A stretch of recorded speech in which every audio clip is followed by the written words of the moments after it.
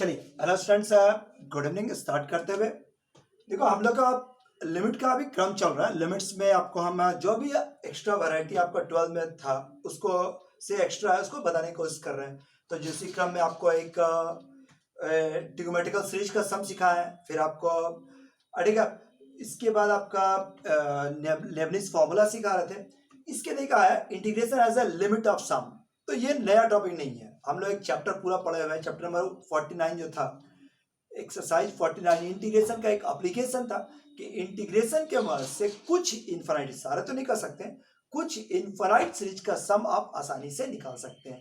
कुछ infinite series का सम, chapter आप किताब आपके पास हो गई, आप देख चुके हैं, पढ़े हुए हैं। एक बार याद करो प्रोसेस क्या था कि कुछ इनफाइनाइट सीरीज का सम निकालने का स्टेप लिखवाए थे, इसलिए हम अभी क्या बोलते चल जा रहे हैं, याद करो। सबसे पहले find the general term. General term कैसे निकालते थे? जिस जगह पर अंक बदल रहा है, जिस जगह पर अंक बदल रहा है उसको बदलकर आर। अगर दो जगह बदल रहा है दोनों जगह आर, तीनों जगह बदल रहा है तीनों जगह पर आर, एक जगह बदलते एक जगह पर आर। जिस जगह पर अंक बदल रहा है वहां पर बदलकर आर।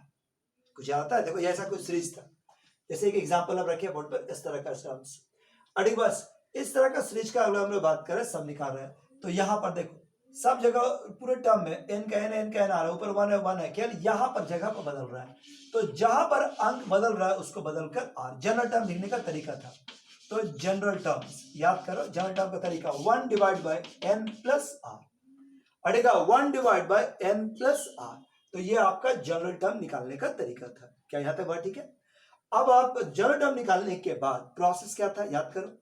अड़ेगा कि सबसे पहला आप काम था कि जनरल टर्म निकाल देंगे। इसके बाद जनरल टर्म्स के बाद सम को, पूरे सीरीज का सम को हम लोग लिखते थे समेशन के रूप। ठीक है, लिमिट तो रहेगा ही, limit n tends to infinity. जो नहीं भी पढ़े, भूल भी गया या पहला बार भी देख रहे हैं, देख लो ये क्या था, ये इसका प्रोसेस। सो 1 बाय अड़ेगा ये general term, just general term उतार दो, एन प्लस आर उतार देते बस। यहां पर समेशन साइन डाले। अब याद करो जनरल टर्म को फर्स्ट टर्म के साथ कंपेयर करो, फर्स्ट के साथ 1 का 1, n का 1, r का वैल्यू कितना 1। सो यहां पर हम आप लिख सकते हैं r का पहला वैल्यू 1, और अगर लास्ट के साथ कंपेयर किए तो r का अंतिम वैल्यू 2n। दूसरा स्टेप कंप्लीट। तीसरा स्टेप में ये जो जनरल टर्म्स आया था इसको अरेंज करना पड़ता था। अरेंज कैसे करते थे कि भले इस प्रकार के अरेंज करें कि function of r bye n आ जाए इनटू 1 बाय n का फॉर्मेट आ जाए। तो उसके लिए प्रोसेस क्या था कि r में जितना भी पावर रहेगा, जहां जहां r दिख रहा है उस पर n पर उतना ही पावर लेते हुए डिवाइड और मल्टीप्लाई। बोलो याद आता है? बस इसको आप गैप उसको टच नहीं करना है। इन बाकी में देख सकते हो n कॉमन। तो limit n tends to infinity summation r का वैल्यू 1 to n, ये ठीक है 1 बाय, इन दोनों में n कॉमन लेने के बाद बचता है 1 प्लस r बाय n, और ये हो गया 1 बाय n। पढ़ा हुआ हो याद आ गया, नहीं पढ़ा तो समझते चलो, ध्यान से चलो। इसके बाद हम लोग का चौथा स्टेप था कि लिमिट निकालते थे, लोअर लिमिट। लोअर लिमिट निकालने का तरीका एकदम फिक्स, r का ठीक है, r का मिनिमम वैल्यूज बाय n, ये आपका निकालने का तरीका। n फिक्स है, r का मिनिमम वैल्यू कितना है 1, सो यहां पर बड़ा 1 by n। Limit n tends to infinity, this is 1 by n। लो लिमिट बढ़ाने पर 1 बाय इंफिनिटी का मान क्या आ गया 0।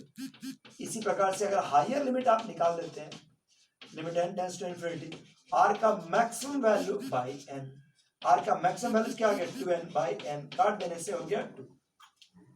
अड़ी बस काट देने से हो गया दिस इज 2। बोलो याद है? ठीक है। सो ये आपका 0 से 2 लोअर लिमिट आ गया। अब अंतिम स्टेप ये था कि ये पूरा डाटा को आप रिप्लेस करते थे इंटीग्रेशन साइन से with lower limit 0, higher limit 2। ठीक है, r बाय n को क्या लिख सकते हैं x। सो 1 बाय 1 प्लस x, और 1 बाय n का क्या हो गया dx। लो अब इसका इंटीग्रेशन 1 प्लस 1 बाय x का इंटीग्रेशन क्या होता है, जैसे log of 1 plus x, log of 1 plus x, और लिमिट्स हो गया 0 से 2। बढ़ा लो, 2 बढ़ाने पर कितना हो गया log 3, log 3 minus log 1, log 1 का मान 0, सो आंसर क्या हो जाएगा log 3। क्या आपको याद आया? बस तो ये इसका प्रोसेस था। ठीक, बस ये इसका प्रोसेस था, integration as a limit of sum. Integration as limit sum. देखो इसी क्वेश्चन थोड़ा चेंज करके लिखते हैं। मान लो यहाँ पर आया इसी क्वेश्चन का, मान लो इसी क्वेश्चन में आपका आया 1 और नीचे हो गया n स्क्वायर और 1 स्क्वायर। ये आपका 2, ये आपका n स्क्वायर और 2 स्क्वायर, ये आपका 3 n स्क्वायर और 3 स्क्वायर और ऐसा, ये आपका 4 n स्क्वायर और 4 का स्क्वायर, कुछ इस तरह का n स्क्वायर। ठीक है, 2n का भी स्क्वायर लिख सकते हैं, 2n का स्क्वायर और ऊपर में क्या हो गया 2n। बोलो क्या अब आपसे बन सकता है? बना लो बैठे नहीं एकदम बना लो। इंटीग्रेशन एज लिमिट सब तो इजी चैप्टर में आया था, इजी चैप्टर हम लोग एक बार पढ़ने के बाद आदमी को दिमाग बैठ जाता है, लेकिन बना के देख लो एक बार याद आ जाएगा। अगर पढ़ा हुआ है तो भी याद आ जाएगा, नहीं पढ़ा हुआ तो भी बन जाएगा। ट्राई करो।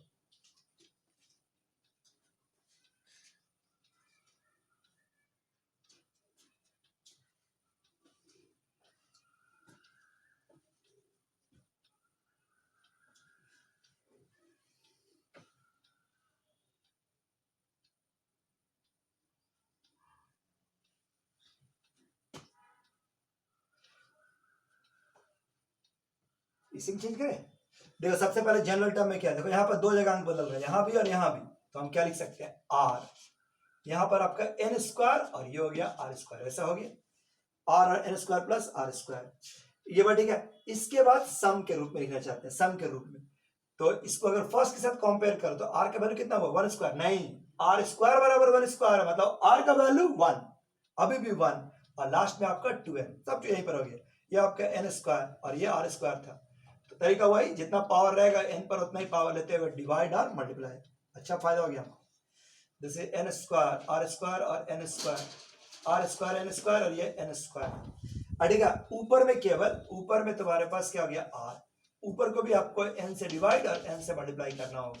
सो ये देखिए ऊपर में भी आ गया r बाय n और ये हो गया बाहर में n, ये वाला n कैंसल। ठीक है, बस लोअर लिमिट निकालो, तो लोअर लिमिट तो वही आ जाएगा 0, हायर लिमिट भी आपका 2। इंटीग्रेशन में आया x और 1 प्लस एक्स स्क्वायर। ठीक है, बस x और 1 प्लस एक्स स्क्वायर लीजिए, इंटीग्रेशन तो याद होगा ना, आप उतना तो जानते करता है, ऊपर नीचे 2 से गुना कर लो, ये फंक्शन ये उसका डिफरेंशिएशन, ये फंक्शन ये उसका डिफरेंशिएशन, इन tan इनवर्स मत मार देना। So this is log of 1 plus x square और लिमिट्स आपका क्या हो गया, दिस इज 0 से 2। लीजिए कैलकुलेशन कीजिए तो क्या आ जाएगा, log of 5 minus log of 1, log 1 का मान 0, so result is half log 5 और ये आपका रिजल्ट। ठीक है, अब तो याद आ गया होगा नहीं, तो एक तो बना दो, तो इंटीग्रेशन ऑफ द लिमिट्स लीजिए, एकदम सिंपल क्वेश्चन है, बैठ नहीं रही है, बना लो। ठीक है, limit n tends to infinity, limit n tends to infinity, this is n square, भूले नहीं है लेकिन क्वेश्चन है ना, दिस इज n प्लस 1 और ये हो गया n क्यूब, और हम सोचे क्या देख तुम्हारे लिए इजी पड़ेगा भाई, स्क्वायर n प्लस 2 और ये वाला तुम्हारे पास क्या हो गया, दिस इज n स्क्वायर और 2 स्क्वायर, वैसा ही है लगभग बनाओ, अच्छा ना जल्दी से बना लेगा तो n क्यूब और 3 क्यूब, तब तक तुम बना, तब तक हम सोच रहे हैं और बढ़िया बढ़िया क्वेश्चन। ये वाला का वैल्यू तुम्हारे पास क्या हो गया n प्लस n और दिस इज n का पावर 3 नहीं रहेगा, सॉरी 2 ही चलेगा, सब पावर वाला नहीं चेंज हुआ है, n स्क्वायर और ये हो गया आपका n स्क्वायर। लीजिए अब इसको बना लो शॉर्ट, अपना जैसे बनाना है बनाओ, लेकिन बनाओ, बैठे नहीं रहेगा, हम 2 मिनट वेट करते हैं, 2 मिनट ज्यादा लगना भी नहीं चाहिए, रोज जंप करना करो लेकिन आंसर हमको चाहिए।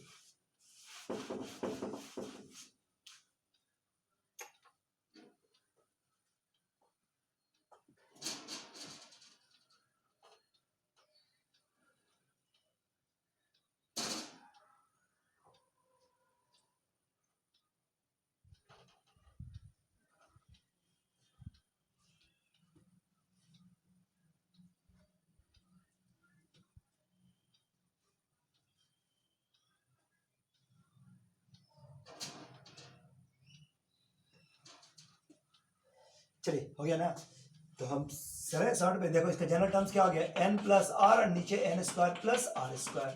ठीक है, समेशन वही डालोगे, कितना जाएगा, r का वैल्यू 1 से, इस बार n है, n 2n नहीं है, होश में रहना, limit n tends to infinity, या r बाय n गुना n स्क्वायर और n स्क्वायर कॉमन वन लो तो आपका रिजल्ट सेट जाएगा, limit n tends to infinity summation r का value 1 to n 1 plus r bye n और 1 plus r square by n square. So result क्या हो गया, दिस इज 1/n। क्या याद ठीक है। अब लोअर लिमिट निकालेगा तो आ जाएगा 0, हायर लिमिट 1, 0 to 1। इसको पहचानो 1 + x और 1 + x² और dx। लीजिए अब तो इंटीग्रेशन कर लिया ना, बेसिक इंटीग्रेशन है। तो पहला हो गया 1/1 + x² और दूसरा हो गया x/1 + x²। इंटीग्रेशन याद है कि भूल गया? लो प्लेन इंटीग्रेशन है, कर लो पहला इंटीग्रेशन tan इनवर्स x। अच्छा तो चलिए आप तो बना ही दिए ना, जैसे हाफ log 1 + x² और ये वैल्यूज क्या हो गया, दिस इज 0 to 1। पहले बढ़ाइए 1 बढ़ाएगा तो tan इनवर्स 1 यानी कि π/4। जो जंप कर सकता है करो। आप तुम्हारे को एक बोर्ड के एग्जाम नहीं देना है।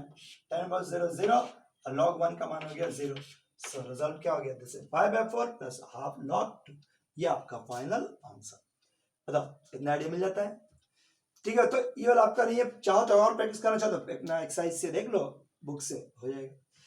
ठीक है, अब आप तुमको हम दिखा रहे हैं नेक्स्ट जो आपको बताने जा रहे हैं वो है सैंडविच थ्योरम। अड़ेगा सैंडविच थ्योरम, जैसे तुमको हम दिखाते हैं क्या होता है सैंडविच थ्योरम या उसका यूज कहाँ मिलता है, कैसे यूज करते हैं वो सीखो। देखो सैंडविच थ्योरम है क्या। ठीक है, सैंडविच थ्योरम,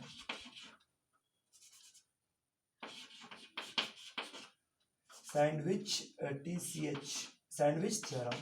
देखो सैंडविच थ्योरम में तुम्हारे पास क्या है कि अगर कोई फंक्शंस अड़ेगा gx और hx के बीच में लाइज करेगा, अगर कोई फंक्शन gx और hx के बीच में लाइज करता है अड़े के बाद, तो उसका डिफरेंशिएशन इंटीग्रेशन लिमिट सब का सब limit x tends to a भी उसके बीच में ही लाइज करेगा। अड़ेगा limit x tends to a, बस शर्त है कि सभी का सभी कंटिन्यूअस होना चाहिए। अड़ेगा x टेंड्स टू a और ये हो गया gx। तो सीधा इसी बात का फायदा लेते हुए बहुत सवाल बनाया जा सकता है। यही है सैंडविच थ्योरम। तुमको दिखाते समझ नहीं आया होगा यूज करते हुए। जैसे अगर अभी तुमको हम एक सवाल दिए थे अड़ेगा, जैसे अगर आपको एक सवाल दिए थे limit n tends to infinity, ठीक है, बस limit n tends to infinity और ये सवाल दिया 1/n² + 1 अड़ेगा 1/n² + 1 ठीक है n² और 2/n² + 2²। ध्यान से देखो, दोनों में अंतर भी आपको आइडिया मिलेगा कि हमको सैंडविच थ्योरम से बनाना है या फिर इंटीग्रेशन से बनाना है।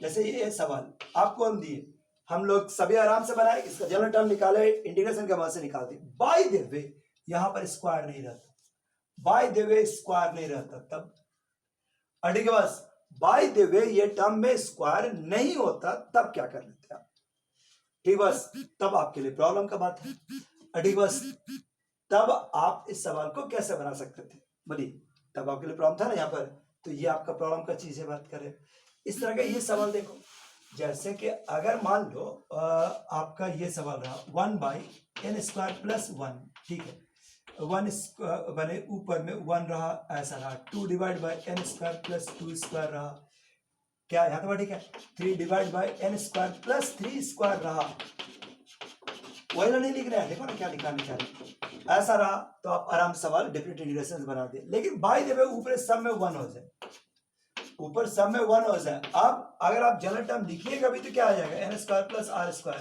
n²/n² कीजिएगा भी तो भी 1 + r²/n² आएगा, इनटू में 1/n² आ जाएगा। चाहिए क्या था 1/n, यहां पर क्या आ गया n², और ये मैथ्स हम लोग को बनने नहीं देगा। ठीक है, जब तक 1/n क्या n चाहिए, 1/n के अलावा कुछ भी आएगा तो क्वेश्चन नहीं बनेगा, तब क्या प्रोसेस है। तो अब आता है उसके लिए सैंडविच थ्योरम। ठीक है, बस तब आप सैंडविच थ्योरम का यूज कर सकते हैं। देखो सैंडविच थ्योरम जो समझाने की कोशिश कर रहे हैं, समझना बढ़िया से। अरे बस 1/n², तुम इतना तो समझ में आता होगा ना कि 1n² n² + 1 मतलब 1/n² + 2 जो होगा, ठीक है, और 1/n² + 1 इसमें से बड़ा कौन, तुम खुद सोचो, देखो धीरे धीरे समझने की कोशिश करो। जैसे कि अगर हम लोग का ये बात करते हैं 1/n² + 1 है, 1/n² + 1 है, ठीक बस ये छोटा होगा n² + 0 से, ठीक है बस, लेकिन बड़ा होगा n² + n² से। बताओ सही है कि नहीं, मानता है नहीं कॉन्सेप्ट से कि 1/n² + 1 बड़ा होगा इससे और इससे छोटा होगा। ठीक है, 1/n² प्लस 2 के बारे में हम क्या बोल सकते हैं, 2 स्क्वायर के बारे में क्या बोल सकते हैं, जैसे 1/n² प्लस n² से अभी भी बड़ा होगा, क्योंकि n बड़ा, देखो ये इसका डिनोमिनेटर बड़ा है, मतलब ये छोटा रहना ही है, उसकी तुलना में ये बड़ा, और 1/n² प्लस 0 से अभी भी बड़ा। इसी तरह से अगर हम 1/n² प्लस बस 1/n² प्लस लास्ट तक भी जाते हैं, तो दिस इज 1/n², ठीक, बस 1/n² लास्ट का जरूरत नहीं पड़ेगा, n-1 तक जाते हैं, n-1 का होल स्क्वायर, तो ये बड़ा होगा 1/n² प्लस n² से, और ये हो गया दिस इज 1/n² प्लस 0 से। क्या इतना बात समझ में आता है? अब इसको अगर जोड़ दिया जाए तो लेफ्ट साइड देखो n² सब में 1/2n² है, ऐसा ऐसा कितना टर्म आया, n-1, और नीचे हो गया 2n², और ये वाला आपका पूरा, बस अब पूरा 1/1 करते हुए जो हम लोग का सम आया था 1/n² प्लस 1, 1/n² प्लस 2², और ये हो गया 1/n² और n-1 का होल स्क्वायर, और इधर आपका 1 करके सम में आया तो n-1/n²।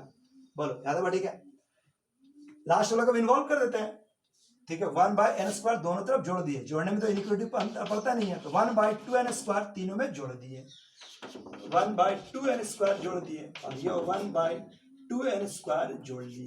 बोलो याद ठीक है, ये आपका 2n² जोड़ दिए, कुछ इस तरह का टर्म्स आया, यही काम को सम निकालना था, ठीक, बस ये अगर आप जोड़ दीजिएगा तो जोड़ने से क्या हो जाएगा, n/इतना, यानी कि फाइनल जो उसका सम जो निकालना था, वो सम का जो वैल्यू, उसको हम ऐसे नोट करते हैं, तो सम का जो वैल्यू है, ठीक है बात, वो जो सम है वो तुम्हारे पास क्या आ गया, दिस इज n/2n², और राइट साइड में तुम देख लो दिस इज n-1, अगर हम एलसीएम ले लेते हैं 2n² का, सो 2n-2 प्लस 1/2n² आया। अरे के पास अब अगर इसमें अप्लाई करते हैं लिमिट्स, देखो अप्लाई लिमिट्स, तो ये मैथ्स का इंपॉर्टेंस है, फायदा दिखता हुआ, ठीक है, लिमिट अप्लाई करते हैं, limit n tends to infinity, left side हो गया n से कैंसिल 1/2n, ये हो गया सम में आपका लिमिट भी अप्लाई किया हुआ था, limit n tends to infinity, ये हो गया आपका सम, और राइट साइड में हो गया 2n-1/2n², और ये आपका limits n tends to infinity. अब बताओ तुम इसका लिमिट निकाल सकते हैं, 1/n क्या आ गया 0, ये हो गया आपका सम, अरे बस ये वाला बैलेंस 2n/n, ये भी तुम्हारे पास क्या है, बट डिनोमिनेटर का डिग्री ज्यादा है, सो वैल्यू क्या हो गया 0, जो सम है वो 0 से बड़ा लेकिन 0 से छोटा, मतलब उस पूरे रिजल्ट का सम कितना आएगा, तो दिस इज 0।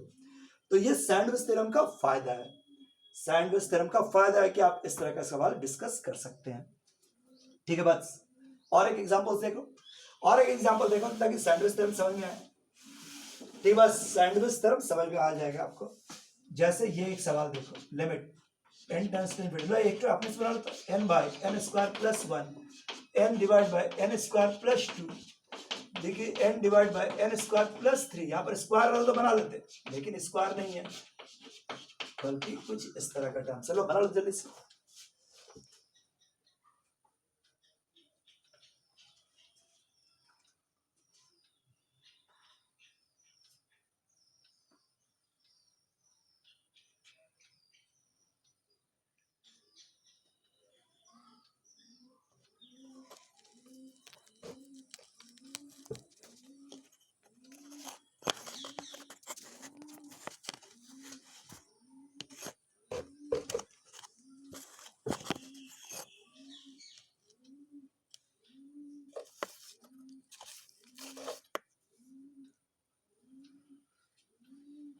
हाँ बोलो, बनाया, फिर से वही दिमाग लगाना था, n² प्लस 1 है, और ये हो गया आपका n² प्लस 2, ठीक है। बस कोई भी डाटा के बारे में सोचो, कोई भी डाटा जैसे n/n² प्लस 2, इसके बारे में सोचो कि ये जो है वो, ये जो डाटा तुम्हारे पास है ये हमेशा बड़ा होगा किससे, n² प्लस n, ज्यादा बड़ा कर दिए, और यहाँ पर क्या हो गया n² प्लस 1, ऐसा कर सकते हैं, ठीक। बस ये इससे तुलना में ये छोटा हो गया, मतलब ये डाटा बड़ा हो गया। अब इसी प्रकार से n और n² प्लस 3, ये वाला वैल्यू n/n² प्लस 1, 3 है तभी यहाँ 1 लिखे। अब यही दिमाग से सोचना है कि ऐसा लिखो तो बस सेम आया तो जोड़ने में सुविधा हो जाएगा, अब dot dot dot dot n divide by n square plus, ठीक, बस n-1 ले सकते हैं, बराबर भी ले सकते हैं, ले लो, बराबर भी हो सकता है, यहाँ पे बराबर तो नहीं होगा, छोड़ो, n स्क्वायर प्लस n-1 मैंने n तक रखे, यहाँ पर आपका n-1, सो ये वैल्यूज क्या हो गया, जैसे n स्क्वायर प्लस n, और ये वाला वैल्यूज क्या हो गया, n divide by n square plus 1। इसका अगर हम सम कर दें तो तुम्हारे पास लेफ्ट साइड क्या आ जाएगा, n divide by n square plus 1 और डॉट डॉट डॉट डॉट ये वाला, और ये आपका ऐसा ऐसा ऐसा ऐसा n-1 बार आया है, तो n गुना n-1 और divide by n square plus 1, n divide by n-1 divide by n square plus 1। क्या यहाँ तक ठीक है? अब अपना लिमिट्स पर निकाल लो। अब इसका लिमिटिंग वैल्यूज पर अपना सम निकाल लेता तो मैं प्रोसीड कर सकते हैं। तो मतलब इस तरह का प्रोसेस आप यूज कर लो कि एक का बढ़ रहा है, ये घट रहा है, तो इसका रेंज कहाँ से कहाँ तक जाएगा, तो आप सम निकाल पाएंगे। हो यार बस, ठीक है।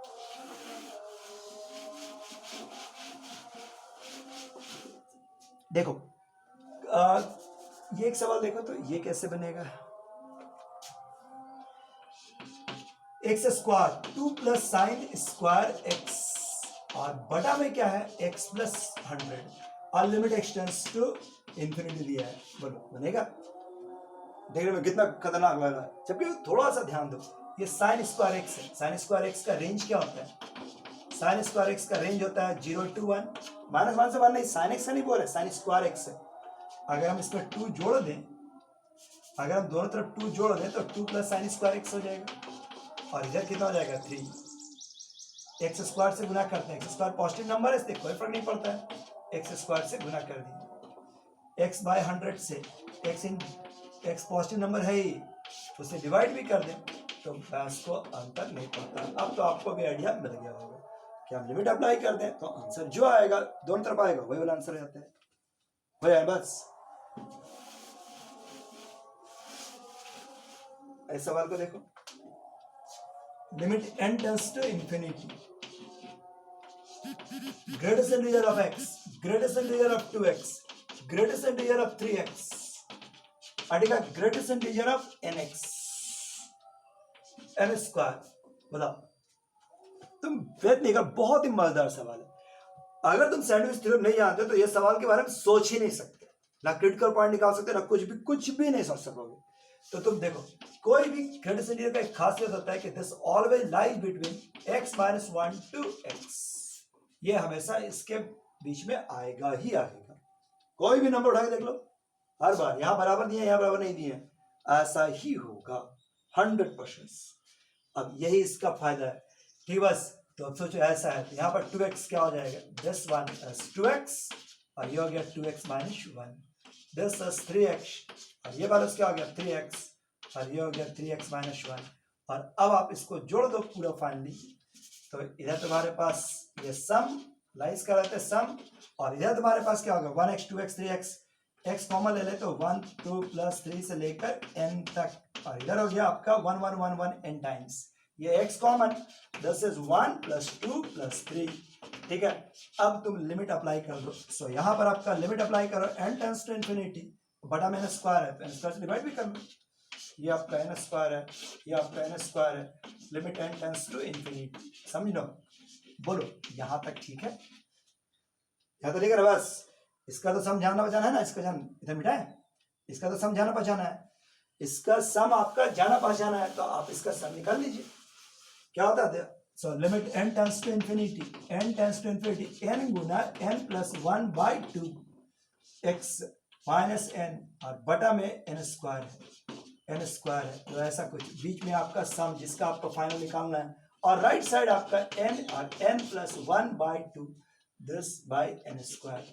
और अब आप इसका लिमिट निकाल लीजिए, ठीक है बस, लिमिट निकाल लीजिए तो कितना आएगा, this is 1 by 2x, 1 by 2x, ठीक बस। और ये आपका सम, ये तो 0 हो जाएगा, ये 0 1 में इनफिनिटी 0 हो गया, ये सम ये 1 बाई 2x, यानी इसका सम कितना आएगा, तो जस्ट 1 बाई 2x।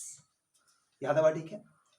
देखो ये तो हो गया अपना रूल, सही रूल यही है, लेकिन अगर एग्जाम में आए तो इतना नहीं करना, एग्जाम में यही क्वेश्चन आ जाए, मान लो ऐसा आ जाए, ठीक है, तो हम लोग को तो ऑब्जेक्टिव मारना है, कोस जैसे ये limit n tends to infinity, जैसे अभी क्वेश्चन क्या था 1x, x, 2x, 3x, अगर ग्रेटेस्ट इंटीजर करके इस तरह का टर्म्स आ जाए, सम करके कोई सीरीज है इस तरह का सम किया हुआ है और उसमें ग्रेटेस्ट इंटीजर लगा हुआ है, तो उतना करने का जरूरत नहीं है, तुम समझना ये है ही नहीं है, ये है ही नहीं, भूल जाओ, ये है ही नहीं, इसको सीधे हटा देना। अब ये ऑर्डिनरी क्वेश्चन हो गया ना, बच्चा लेवल का क्वेश्चन हो गया, x common n into n plus 1/2, और अब आप इसको बना दो, जो आएगा वही फाइनल आंसर। मतलब ओरिजिनल वही है सैंडविच थ्योरम, लेकिन आप डायरेक्ट हटा देना, फायदा मिल जाएगा। लो कुछ हद तक सैंडविच थ्योरम समझ में आया होगा, प्रैक्टिस करते चलिएगा, जैसे जैसे क्वेश्चन भेंट कीजिएगा, प्रैक्टिस कीजिएगा तो कमांड आ जाएगा। ठीक है बस, ठीक है। देखो थोड़ा सा मेहनत तो करवाने की बात करें, तुमको खुद अंदाजा होगा, हम लोग पिछला 8 दिन 10 दिन से लगातार किए जा रहे हैं, लेकिन अभी तक हम लोग पहला क्वेश्चन को ग्रिप नहीं कर पाए हैं किसी टॉपिक में नहीं। ठीक, बस अभी हम लोग को 10 दिन और लगे तब हम लोग का पहला टॉपिक ग्रिप में आएगा, तो इसलिए ठीक है, ये बस वही कि आप ज्यादा काम कर रहे हैं, ये कम हो रहा है, अभी भी हम लोग का काम बाकी है, ज्यादा से ज्यादा बाकी है। ठीक, बस अगर हम लोग को जीतना है तो पूरा ताकत से जोश के साथ दौड़ते चलिए, एक एक रूल को एक बार जैसे समझ रहे हैं इसको ग्रिप कीजिए, जो पोर्शन कमजोर है उसको एक्स्ट्रा टाइम देके कवर कीजिए, एकदम ज्यादा से ज्यादा कवर कीजिए। ठीक बात, ठीक है, थैंक यू।